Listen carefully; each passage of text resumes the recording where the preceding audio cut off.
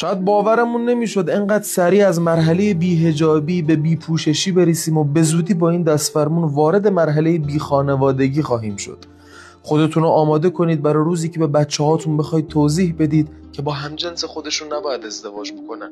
دولت برای لاپوشونی بی دستاوردیش باید ساکت باشه. دخترایی که این شکلی میان بیرون جز به تو چه و دلم میخواد حرفی برای گفتن ندارن، اما ما به اصطلاح مؤمنین هم شریک جرم این ماجرا هستیم. به این تصاویر نگاه بکنید.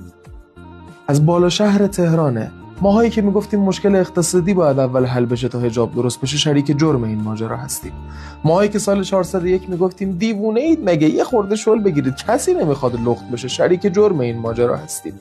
ماهایی که میگفتیم رها بکنید اگر اجبار رو کنار بذارید اوضاع بهتر میشه، اوضاع بدتر شده و ما شریک جرم ماجرا هستیم.